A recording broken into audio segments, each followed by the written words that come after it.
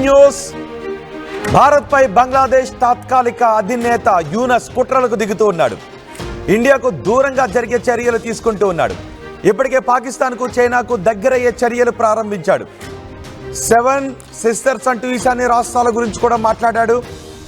సిలిగురి ప్రదేశాన్ని chicken neck అక్కడ cut చేస్తే ఈశాన్య రాష్ట్రాలతో సంబంధాలు తెగిపోతాయనే అర్థంలో ఈ యూనస్ మాట్లాడుతూ వస్తున్నాడు. ఈశాన్య రాష్ట్రాలను ఆక్రమించుకుంటామనే మాటలు మాట్లాడుతూ ఉన్నాడు. బంగాళాఖాతానికి మేమే గార్డియన్స్ అంటూ కూడా యూనస్ మాట్లాడుతూ ఉన్నాడు. పాకిస్తాన్తో ఉద్రిక్తతల సమయంలో బంగ్లాదేశ్ చేసిన కుట్రపూరితానికి మోసపు పనులకు భారత్ బంగ్లాదేశ్పై ఆంక్షలు విధించింది. బంగ్లాదేశ్ భారత భూభాగం పైనుంచి చేసే సరుకు రవాణాకు సంబంధించి కొన్ని ఆంక్షలు విధించింది. భారత భూభాగం నుంచి సరుకు రవాణా చేయడానికి ఉన్న అవకాశాలను నిషేధించింది, రద్దు చేసింది. దీంతో బంగ్లాదేశ్ కొన్ని చర్యలకు దిగుతోంది. భారత కంపెనీలతో చేసుకున్న ఒప్పందాలను రద్దు చేసుకుంటూ వెళుతోంది. భారత్తో టగ్బోట్ల తయారీకి 180 కోట్ల రూపాయలు ఒప్పందాన్ని కుదుర్చుకుంది. టగ్బోట్ల నిర్మాణం కోసం GRSE కంపెనీతో garden Reach Shipbuilders and Engineers limited ఈ కంపెనీతో చేసుకున్న 180 కోట్ల రూపాయల ఒప్పందాన్ని రద్దు చేసుకుంటున్నట్లుగా ప్రకటించింది. భారత్ బంగ్లాదేశ్పై విధించిన ఆంక్షల నేపథ్యంలో భారత కంపెనీలతో బంగ్లాదేశ్ చేసుకున్న ఒప్పందాన్ని రద్దు చేసుకుంటూ నిర్ణయాన్ని తీసుకుంది. ఈ భారీ ఒప్పందాన్ని రద్దు చేసుకుంటున్నట్లుగా యూనస్ ప్రకటించాడు. ఈ టగ్బోట్లు అనేవి ఓడలను నెట్టడానికి సాల్వేజ్ ఆపరేషన్స్కు టగ్బోట్లను ఉపయోగిస్తూ ఉంటారు. ఆ టగ్బోట్ల నిర్మాణానికి సంబంధించి 180 కోట్ల రూపాయల ఒప్పందాన్ని GRSE లిమిటెడ్తో బంగ్లాదేశ్ కుదుర్చుకుంది. ఇప్పుడు ఈ ఒప్పందాన్ని రద్దు చేసుకుంటున్నట్టుగా ప్రకటించింది. బంగ్లాదేశ్ ఈ ఒప్పందాన్ని రద్దు చేసుకుంటున్నట్టుగా ప్రకటించింది అనే విషయాన్ని Garden Reach Shipbuilders and Engineers Limited సెబీకి తెలియజేసింది.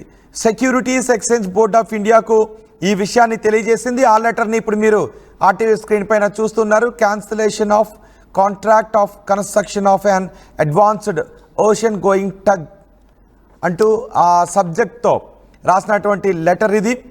జూలై 1, 2024 తారీఖున ఈ ఒప్పందాన్ని కుదుర్చుకుంది బంగ్లాదేశ్. 2024 జూలై 1న కుదుర్చుకున్న ఈ ఒప్పందాన్ని 21 మే నాడు రద్దు చేసుకుంది. 21 మే తేదీన సెక్యూరిటీస్ ఎక్స్చేంజ్ బోర్డ్ ఆఫ్ ఇండియాకి ఈ GRSE కంపెనీ తెలియజేసింది. ఆ లెటర్ను కూడా ఇప్పుడు మీరు RTV స్క్రీన్ పైన చూస్తూ ఉన్నారు. మా ప్రతినిధి మధు ఉన్నారు పూర్తి సమాచారం అందించడానికి. మధు, బంగ్లాదేశ్ తీసుకుంటున్న నిర్ణయాన్ని ఎలా చూడాలి? భారత కంపెనీలతో కుదుర్చుకున్న ఈ భారీ ఒప్పందాన్ని రద్దు చేసుకుంటున్నట్టుగా బంగ్లాదేశ్ ప్రకటించింది. ఆ విషయాన్ని ఈ కంపెనీ సెబీ కూడా తెలియజేసింది ఈ లెటర్లో. ఆ లెటర్ కూడా RTV దగ్గర ఉంది. సో బంగ్లాదేశ్ తీసుకుంటున్న ఈ నిర్ణయాన్ని ఎలా చూడాలి? ఇప్పటికే పాకిస్తాన్కి చైనాకి దగ్గర అవుతుంది. పాకిస్తాన్కి చైనాకి మనకి సిలిగురి దగ్గరలో బంగ్లాదేశ్లో ఒక ఎయిర్ బేస్ నిర్మాణానికి ఒప్పందాన్ని కుదుర్చుకుంటూ ఉంది. సో ఇప్పుడు భారత్తో తీసుకున్న ఈ ఒప్పందాన్ని కూడా రద్దు చేసుకుంది. ఎలా చూడాలి దీన్ని? ఎగ్జాక్ట్లీ, చాలా వేగంగా పరిణామాలు మారుతూ ఉన్నాయి బంగ్లాదేశ్లో. షేక్ హసీనా ఎప్పుడైతే దిగిపోయారో, ఆమె ప్రాణరక్షణ కోసం దేశం విడిచి వెళ్ళారో, అప్పటి నుంచి యూనిస్ తాత్కాలిక ప్రధానిగా కొనసాగుతున్నారు. ఆయన ప్రధానిగా బాధ్యతలు చేపట్టిన తర్వాత పరిణామాలు చాలా వేగంగా మారుతూ భారతదేశంతో దౌత్యపరమైనటువంటి సంబంధాలు దెబ్బతీస్తూ ముందుకు వెళ్తూ ఉన్నటువంటి సిచ్యువేషన్ ఉంది. ఒకవైపు చైనాకు దగ్గర అవుతున్నటువంటి సిచ్యువేషన్ కొనసాగుతుంది. రీసెంట్గానే చైనాతో $21 బిలియన్ సంబంధించిన ఒప్పందాన్ని కుదుర్చుకున్నారు యూనెస్. తర్వాత అక్కడ ఒక కీలకమైన ప్రకటన చేశారు. మన ఈశాన్య రాష్ట్రాలకు సంబంధించినటువంటి విషయం పైన పదే ప్రకటనలు చేస్తూ ఉన్నారు భారత్కు వ్యతిరేకంగా. రీసెంట్గా పాకిస్తాన్తో ఉద్రిక్త పరిస్థితుల నేపథ్యంలో ఆపరేషన్ సింధూర్ తర్వాత ఆయన వైఖరి మరింత మారింది. ఈ రక్షణ ఒప్పందాన్ని రద్దు చేసుకున్నారు. దాదాపు 180 కోట్లకు సంబంధించినటువంటి ఒప్పందాన్ని టగ్బోట్లు GRSEకి సంబంధించిన ఈ నిర్మాణం రక్షణ వ్యవస్థలో మునిగిపోయిన బోట్లను వెలికి తీసేటువంటి పరిస్థితి, దాదాపు ఆగిపోయిన నౌకలను తీసుకెళ్లేటువంటి కాంట్రాక్ట్ ఇది. దాన్ని రద్దు చేస్తూ స్టాక్ ఎక్స్చేంజ్కి ఇన్ఫర్మేషన్ ఇచ్చారు. ఇప్పటికే భారత్ కూడా ప్రతిచర్యలు ప్రారంభించింది యూనస్ తీసుకుంటున్నటువంటి నిర్ణయాల వల్ల. ఎందుకంటే యూనస్ ఆయన తాత్కాలిక ప్రధానిగా నియమమైన తర్వాత బంగ్లాదేశ్లో పేట్రేగినటువంటి అల్లర్లలో తీవ్రంగా అక్కడ ఉన్నటువంటి హిందువులను టార్గెట్ చేస్తూ హిందువుల ఇళ్లను గుర్తించి తగలబెట్టి వారిని అనేక ఇబ్బందులకు గురి చేసినటువంటి సంఘటన ప్రపంచం అంతా చూసినటువంటి సిచ్యువేషన్. ఇప్పుడు బంగ్లాదేశ్ నుంచి భారత్కు సప్లై అయ్యేటువంటి వారికి సంబంధించినటువంటి చేతితో తయారు చేసినటువంటి వస్తువులు కానీ తర్వాత అక్కడ నుంచి ఎగుమతి చేయాలనుకున్నటువంటి వస్తువులన్నిటి కూడా రద్దు చేసుకుంది భారత్.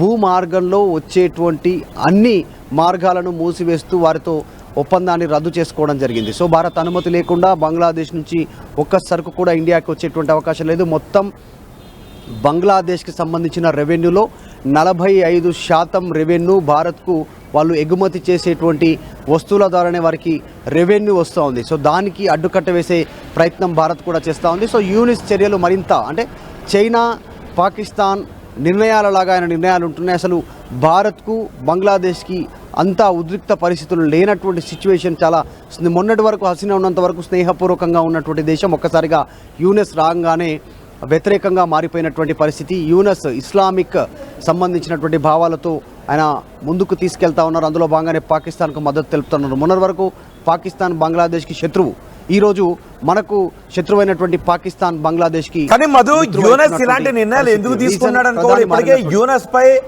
బంగ్లాదేశ్ లో వ్యతిరేకత వ్యక్తం అవుతుంది.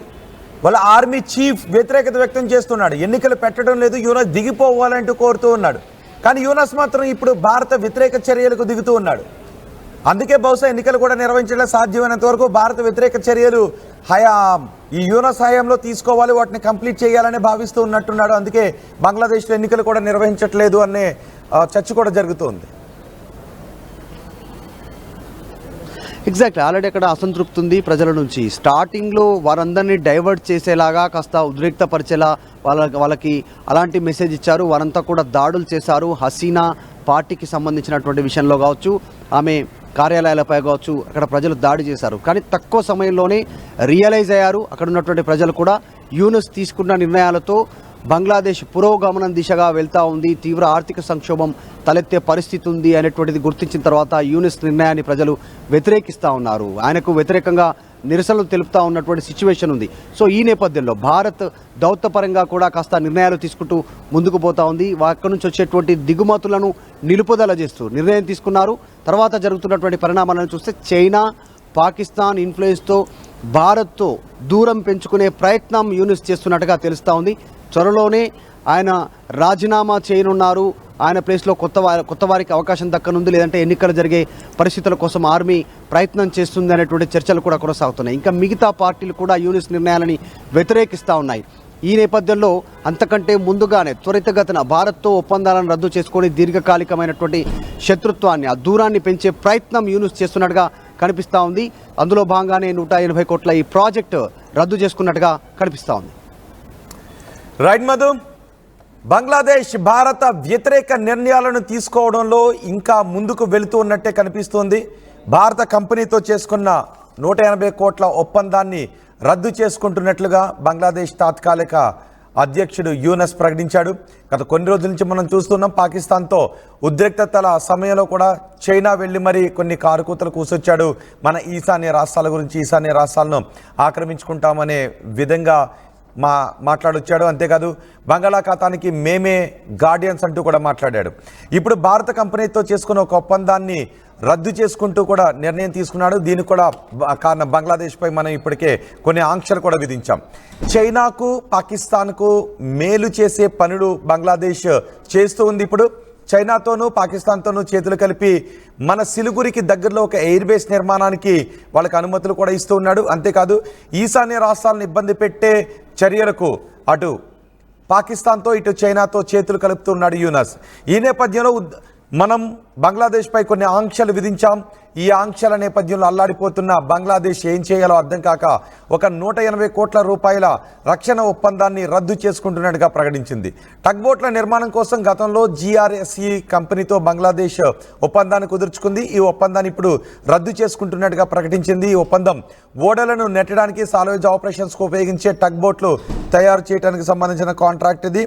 Garden Reach Shipbuilders and Engineers limited ఈ కంపెనీతో ఒప్పందాన్ని కుదుర్చుకుంది. ఈ ఒప్పందాన్ని ఇప్పుడు రద్దు చేసుకుంది. ఆ ఒప్పందాన్ని బంగ్లాదేశ్ రద్దు చేసుకున్న తర్వాత ఆ విషయాన్ని సెబీకి GRSE వివరించింది ఒక లెటర్ రూపంలో. లెటర్ రాసింది. ఆ లెటర్ను కూడా ఇప్పుడు మీరు RTV స్క్రీన్ పైన చూడొచ్చు. ఒకవైపు బంగ్లాదేశ్లో ఈ యూనస్ని దిగిపోమ్మని అక్కడ పార్టీలన్నీ కూడా కోరుతూ ఉన్నాయి. 1-2 పార్టీలు మినహా మిగిలిన పార్టీలన్నీ ఈ యూనస్ని దిగిపోమ్మని అడుగుతున్నాయి. డిసెంబర్లో ఎన్నికలు నిర్వహించాల్సే ఉండగా డిసెంబర్లో ఎన్నికలు కాదు 2026లో ఎన్నికలు నిర్వహిస్తాను అంటూ యూనస్ చెప్తున్నాడు. ఈలోపు భారత వ్యతిరేక నిర్ణయాలను తీసుకుంటూ ఉన్నాడు. అక్కడ సైన్యానికి యూనస్కి కూడా పడడం లేదు. అటు సైన్యం కూడా యూనస్ ఎప్పుడు దిగిపోతాడని ఎదురు చూస్తూ ఉంటే ఇటు భారత్పై విషం కక్కే చర్యలకు దిగుతూ ఉన్నాడు Yunus.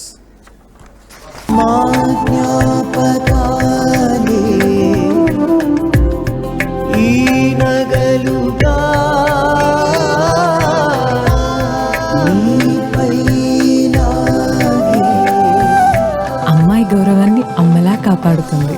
Gokulam Signature Jewels. Sugar patients చపాతీ రోటీ కాకుండా సంతృప్తిగా రైస్ కూడా తినవచ్చు. Doctor rice, sugar free rice, doctor rice, diabetic rice, షుగర్ పెంచని బియ్యం, డాక్టర్ రైస్.